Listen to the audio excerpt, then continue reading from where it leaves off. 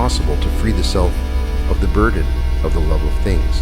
It is a powerful lesson indeed. It is not that the one known as Buddha scorned money, but that the one known as Siddhartha was not imprisoned by attaching himself to a desire for it. For there was no desire. There was no longer a use for that catalyst, and with his whole heart and mind, the one known as Gautama gently and firmly said, "Not this," to each thing he encountered in the world. It is a very helpful concept to separate the things of the world from attachment to the things of the world. The Buddha did not have to preach the evils of the things of the world.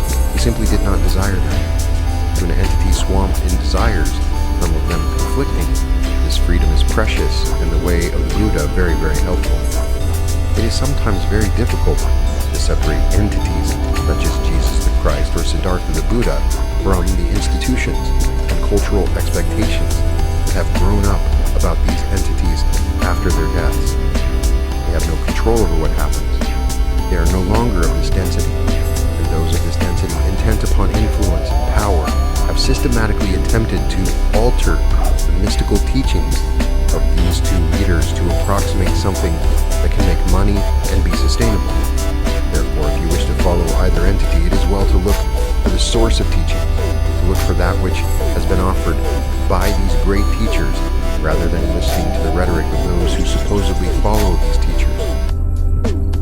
To follow either of these two men is very difficult because of the confusion that has arisen over centuries of distortion. Yet it is entirely possible to win through to a relatively undistorted grasp of that which is offered by the one known as the Buddha, an entity needing to look more closely at the Buddha, just as an entity needing to look more closely at the one known as Jesus the Christ needs to do a continuing and daily amount of inner work to support the attempt.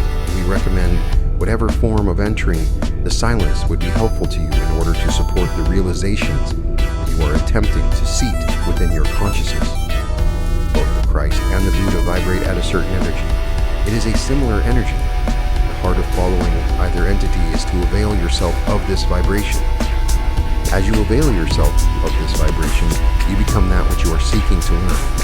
As you gradually are able to allow this understanding, shall we say, to penetrate into the very depths and roots of your mind and consciousness, you will be able to avoid the distortion that is rampant.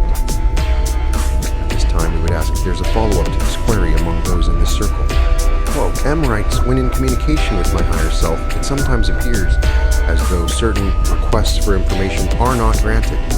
Can you comment on the principle by which the higher self would choose to withhold information in some cases and not others? We are those of Quo. We thank the one known as M for his query. My brother, the higher self can offer inspiration concerning the highest and best path to follow in an ethical situation.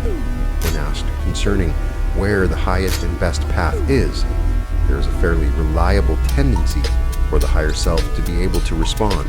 However, the higher self is a guidance system, a resource left to you by yourself.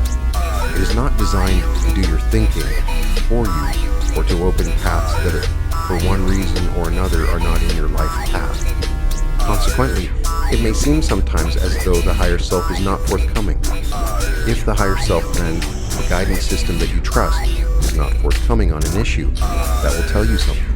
That will tell you that you are in an area where you are asking more than that guidance system can offer. We see in this instrument's mind an ancient joke concerning the grandmother whose grandchild is playing at the shore.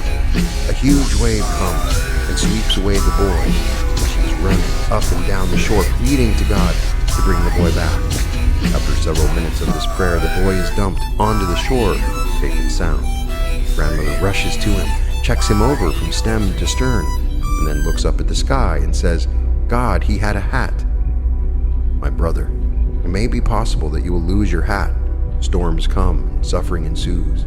If you can stay in that fire of suffering and ask it for its gifts, out of that suffering will come spiritual maturity, lessons painfully but gratefully learned, and a success to that suffering. We would suggest that when the spirit within does not seem to be accommodating, it is well to review your attitudes, your assumptions, and your requests of the guidance system that you trust.